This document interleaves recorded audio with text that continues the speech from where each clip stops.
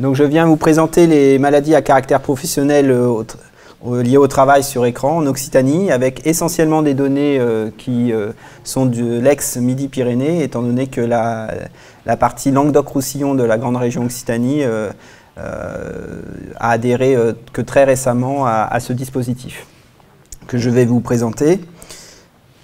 Voilà, donc ça fonctionne, donc il faut que je joue sur deux écrans en fait. Donc, petit rappel rapide sur le programme de surveillance des MCP.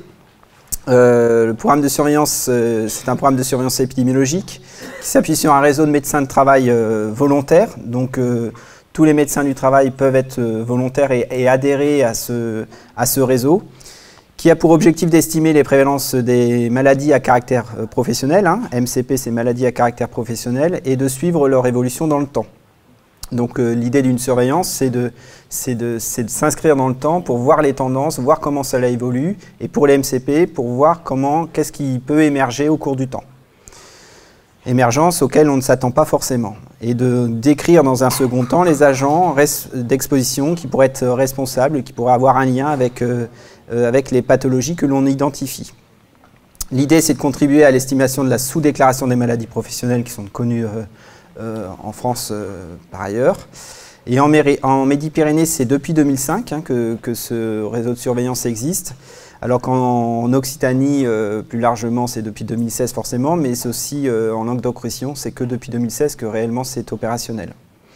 Alors, c'est un peu particulier comme mode de surveillance, parce que d'habitude, nous, on s'intéresse aux déterminants de santé, à Santé publique France. Là, le lien avec les expositions sont faits que dans un second temps, parce que c'est un recueil des expositions que pour les agents qui sont malades, c'est-à-dire qui sont notifiés par le médecin du travail. Le lien entre pathologie et exposition au travail, du coup, est établi par le médecin du travail lui-même.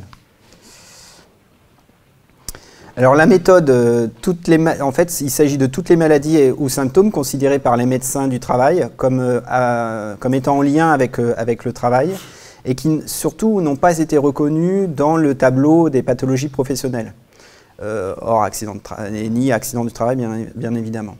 L'idée, c'est on a tout un tableau, comme vous le savez, de pathologies qui sont inscrites dans les tableaux de pathologies liées au travail. L'idée, c'est de voir s'il n'y a pas des trous dans la raquette, je dirais, pour permettre une meilleure reconnaissance des pathologies liées au travail. Donc, ce sont des pathologies qui sont constatées en visite médicale. Et en fait, le recueil des MCP se fait par 2 fois 15 jours chaque année. C'est-à-dire que si vous adhérez à ce réseau de surveillance, vous aurez pendant 2 fois 15 jours au cours de l'année, là, la prochaine période, c'est parti cette semaine ou la semaine dernière, vous aurez 2 fois notifié l'ensemble des pathologies que vous voyez au cours de ces 15 jours. Donc, ce qui veut dire que ce n'est pas un recueil exhaustif, bien entendu, mais c'est un recueil donc, qui est déployé sur l'ensemble de la France ou presque, ou qui a vocation à l'être, et qui permettra, à partir de ce type de recueil, d'être le plus exhaustif possible sur les types de pathologies qui nous intéressent. L'indication de l'agent d'exposition à l'origine de la pathologie est vue dans un second temps. Alors, les opérateurs du système de surveillance, les premiers opérateurs, comme tout dispositif de surveillance sanitaire, ce sont les professionnels de santé. Donc là, bien entendu, les médecins du travail qui sont volontaires, ainsi que leurs équipes. Alors là, on n'a pas mis de S, mais souvent c'est leurs équipes, avec un S, qui signalent toutes les MCP, donc c'est à partir d'une expertise médicale, donc le lien entre la pathologie que voit le médecin ou l'infirmière ou autre, avec le travail est établi par le médecin, et donc il remplit une fiche de signalement par rapport à cela.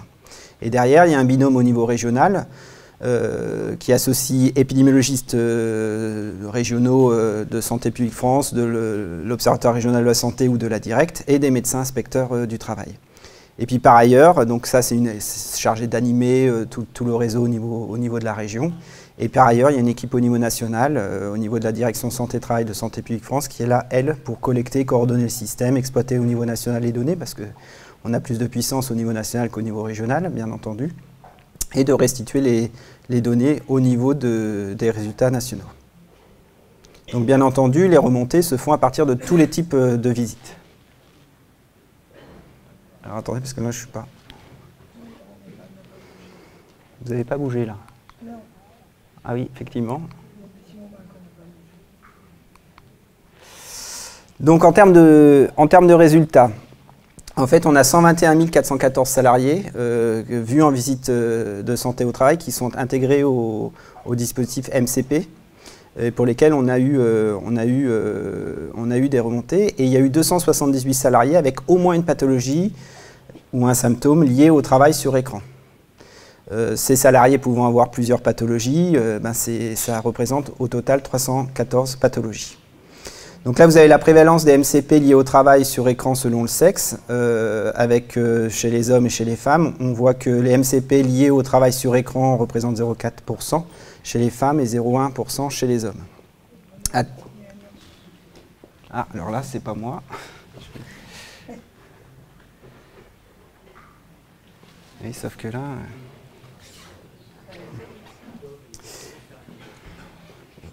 Merci de me dire s'il y a des choses qui bug derrière, parce que je ne le vois pas. Je préfère vous voir vous plutôt que de voir l'écran. C'est plus convivial. Donc, on a 0,4% chez les femmes et 0,1% chez les hommes. À titre de comparaison, pour replacer les MCP liés au travail sur écran, on voit bien que les TMS, et je crois que Amandine Mendy reviendra après moi, sont la première cause, la première pathologie, pardon. Et quand même, ça représente 3,6% chez les femmes et 3,3% chez les hommes, soit à peu près la même chose.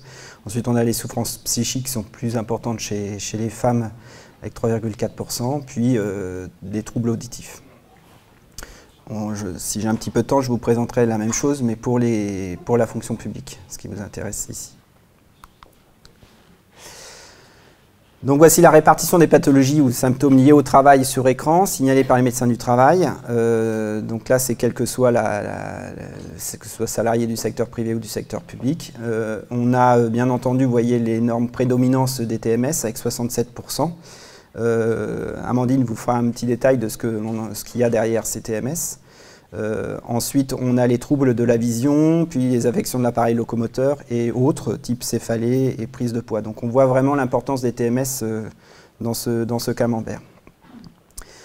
Par rapport aux localisations, c'est bien sûr main-poignée, avec le syndrome du canal carpien, comme vous pouvez imaginer, qui occupe une grande part de cette partie-là. Mais on a quand même pas mal de problèmes au niveau cervical également et des épaules, liés certainement à des postures derrière l'écran. Il convient de faire attention. Et par ailleurs, faut faire attention, j'ai vu qu'il y avait une intervention sur le télétravail aussi. Quand on est en télétravail chez soi, il est important de faire attention aussi à sa posture, parce qu'on peut être moins regardant sur son poste de travail quand on est chez soi que quand on est au travail. On ne travaille pas sur un plan de travail, par exemple. Voici la prévalence des MCP liés au travail sur écran selon l'âge et la catégorie socio-professionnelle. Donc on voit qu'il y a une forte prédominance chez les cadres, ce qui est assez logique, étant donné qu'ils ont plus de proportions à travailler sur écran. Et puis avec une prédominance au niveau... Alors là, on est sur des proportions, donc ça tient compte. C'est parmi, par exemple, les 35-44 ans, combien ont ce trouble-là. Mais quand même, on voit quand même une prédominance chez les 35-44 ans. La prévalence des MCP maintenant liée au travail sur écran, je vérifie, selon le secteur d'activité. Donc effectivement, au niveau des professions agricoles, il y en a beaucoup moins, parce que dès lors qu'on travaille sur écran, on est moins dans sa profession agricole. Par contre, lorsqu'on regarde tout ce qui est métier de la communication, de l'information, forcément, on est beaucoup plus en lien à travailler sur écran, et donc on est plus enclin à avoir des troubles liés à un travail sur écran. Alors, les MCP liés au travail sur écran, en conclusion, sont plus fréquentes chez les femmes, on l'a vu, plutôt chez les 35-44 ans, chez les cadres, on l'a vu aussi, et au sein des secteurs de l'information, de la communication, des activités financières d'assurance et de l'administration publique. L'administration publique qui travaille aussi beaucoup sur écran. Mais la prévalence, elle est quand même loin derrière d'autres problématiques de santé, comme notamment les PMS et la souffrance psychique, qui doivent être une priorité d'action en santé-travail. Les MCP sont liés au travail sur écran, elles présentent des TMS, avec rachis cervical, main, poignet, on l'a vu. Mais en fait, on ne voit pas trop de choses sur le SCC, plutôt mauvaise ergonomie au poste, comme je l'ai dit tout à l'heure.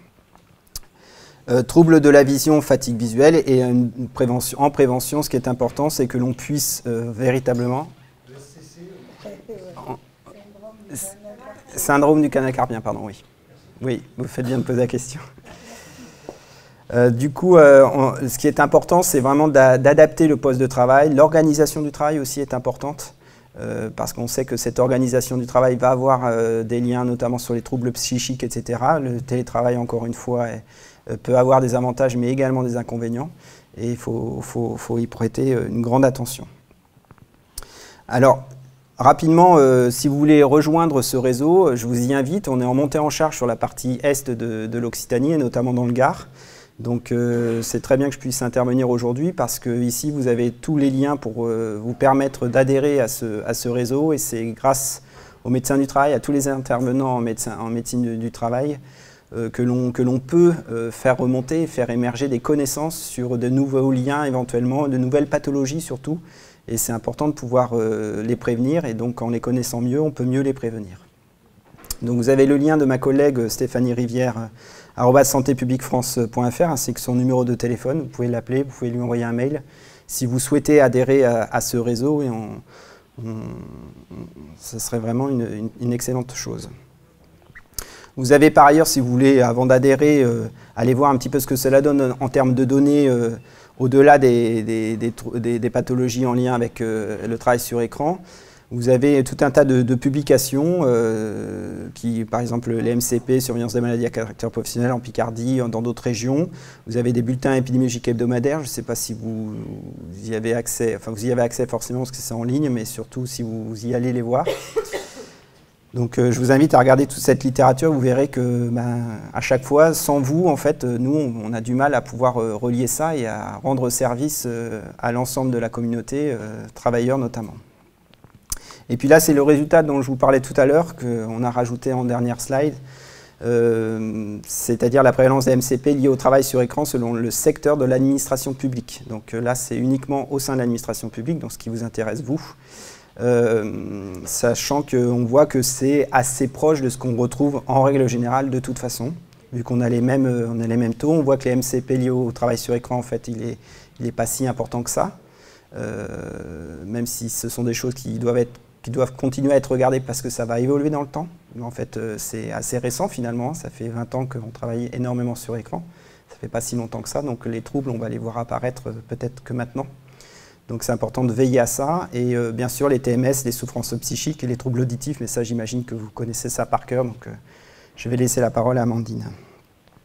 Merci. Donc, je suis Amandine Mendy, la nouvelle infirmière du service de médecine préventive au CDG. Il y en a certains qui m'ont peut-être déjà vue, parce que je commence à arpenter le Gard assez souvent. Donc, je vais vous parler des troubles musculo-squelettiques liés au travail sur écran. Donc, une petite définition. Voilà. Donc les TMS regroupent une quinzaine de maladies qui affectent notamment les muscles, les tendons, les nerfs et la colonne vertébrale. Donc la plupart du temps, c'est lié aux positions de travail répétées et aux gestes également répétitifs. Les TMS s'expriment par de la douleur en priorité, mais aussi pour le membre supérieur de la raideur, de la maladresse et une perte de force. Donc évidemment, il y a plusieurs localisations par rapport au travail sur écran. Donc ça va toucher le cou avec des cervicalgies, donc c'est des douleurs au niveau des cervicales. Hernie discale quand bien sûr c'est plus poussé. Au niveau des épaules, ça sera des pathologies au niveau des tendons. Donc les tendinites, une inflammation des tendons ou des calcifications des tendons. Ça touchera également les coudes avec toujours des tendinites. Des bursites, donc en fait c'est une inflammation d'une bourse qui est au niveau de l'articulation qui fait un coussin en fait entre l'os et le tendon. Et donc du coup quand c'est trop sollicité, ça s'inflamme, ça grossit et ça fait mal. Au niveau des poignets et des mains, il y aura forcément le syndrome du canal carpien ou de la loge. Des tendinites, les tendons fléchisseurs et extenseurs, ça permet la flexion et extension des doigts. Au niveau des doigts, le syndrome de Raynaud, donc les mains froides, où il y a un manque de circulation, et la maladie de Kervin, où c'est une infection du tendon du pouce.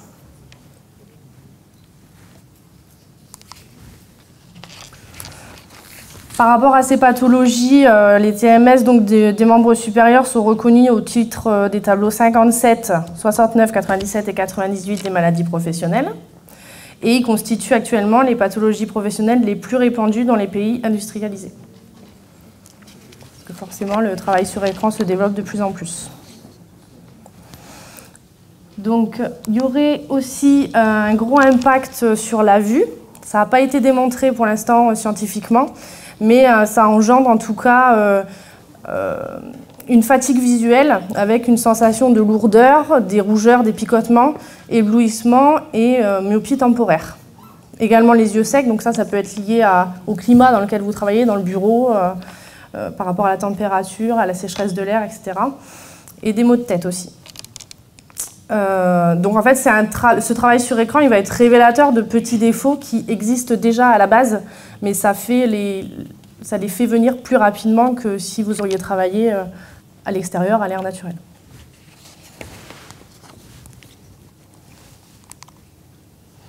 Donc là, c'est juste voilà, une petite image pour vous montrer la meilleure position par rapport au confort visuel. Donc il faudrait que l'éclairage de la pièce soit indirect, pas directement au-dessus de l'agent ni au-dessus de son poste. Un écran à distance de l'agent d'environ 50-70 cm. Au niveau des fenêtres, il faudrait effectivement qu'ils soient équipés de stores ou de rideaux pour éviter la lumière directe qui ait un éblouissement sur l'écran. Et donc un écran perpendiculaire à la fenêtre, toujours pour éviter l'éblouissement lorsqu'il y a le soleil qui rentre dans le bureau. Donc là, je vous ai mis des petites images explicatives, tout simplement. Donc les douleurs au cou, comment elles peuvent intervenir, forcément, donc là vous avez toutes les premières images sur la gauche, donc c'est pas bien. Vous avez la dame tout en haut qui est donc penchée en avant. Donc ça arrive souvent quand on travaille sur ordinateur portable, parce que forcément c'est très très bas, donc on n'a pas possibilité de mettre l'écran à bonne hauteur. Donc quand c'est le cas d'un travail sur ordinateur portable, il faudrait essayer de rajouter un clavier pour avoir le clavier à proximité et pouvoir ensuite poser l'ordinateur plus loin à hauteur. L'image du dessous à gauche, donc là la dame vous le voyez à la tête en extension vers l'arrière. Donc ça arrive quand on a un écran trop haut ou un siège trop bas, ou aussi pour les personnes qui portent des verres progressifs. Parce que du coup, les personnes ont tendance à lever la tête pour regarder sur la partie basse. Donc quand les personnes ont des verres progressifs, il est recommandé de mettre au final l'écran plus bas que les autres. Comme ça, il n'y a plus cette nécessité de lever la tête, parce que ça sollicite tout le temps au niveau des cervicales. Et sur le long terme, forcément, ça déclenche des maladies. La troisième photo, ça c'est le quotidien, on va dire, des personnes au standard et à l'accueil. Donc pour éviter ce penchement de la tête, le casque est bien plus adapté et ergonomique. Et ensuite, la dernière image où la dame est complètement de travers, pas du tout en face de son écran. Ça arrive aussi souvent aux personnes qui ont l'écran d'un côté, les papiers de l'autre, et qui font que bouger pour aller d'un côté à l'autre. Donc il existe des porte-documents, souvent. Vous voyez à la première image sur la droite, où ça permet de mettre ces documents entre l'écran et le clavier. Et du coup, la tête ne bouge presque pas et ça évite des rotations inadaptées.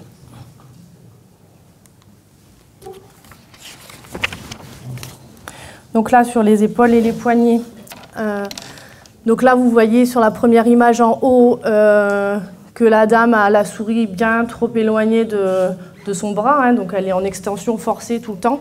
Il faudrait, comme vous voyez là le petit triangle zone à éviter, il faudrait que la souris soit vraiment dans le prolongement du bras et qu'elle l'utilise de cette manière-là.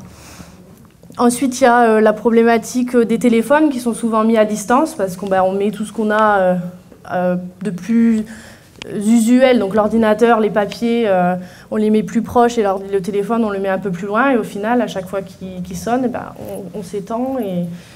Donc il existe toujours effectivement les casques ou sinon des petits supports pivotants pour les téléphones qui sont fixés sur les bureaux et qui permettent de rapprocher.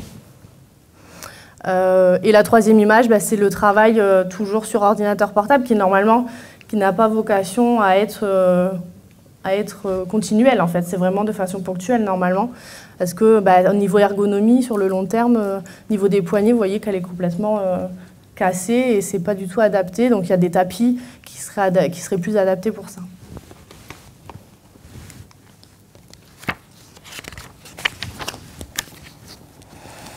Donc, au niveau du dos, effectivement, une mauvaise position peut entraîner, comme vous avez vu, des hernies ou des douleurs.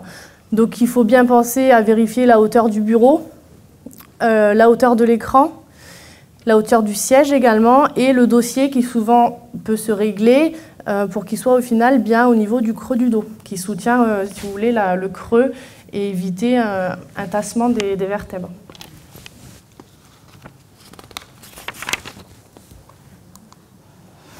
Donc pour réduire les contraintes, il faudrait alterner les tâches régulièrement. Donc c'est vrai que les personnes qui sont sur des postes administratifs purs ont beaucoup de travail sur écran maintenant, mais il y a toujours une partie un peu plus papier, document. Donc c'est bien d'essayer d'alterner pour ne pas faire plusieurs heures d'affilée sur l'écran, essayer d'alterner 2 heures, un quart d'heure, 2 heures, un quart d'heure, pour ne pas rester dans la même position. Se lever régulièrement, donc aller à la photocopieuse, boire un café, sans le dire au chef. Donc il faut éviter en tout cas de rester dans la même position. Même une bonne position, il ne faudrait pas la garder plus de 2 heures et une mauvaise, pas plus de 1 heure. Parce que là, du coup, ça engendre des tensions et au fur et à mesure des troubles qui vont sortir. Pensez à faire aussi des petits étirements minutes. Je crois que vous avez une petite plaquette dans la pochette qu'on vous a donnée ce matin. Et voilà, ce sera fini.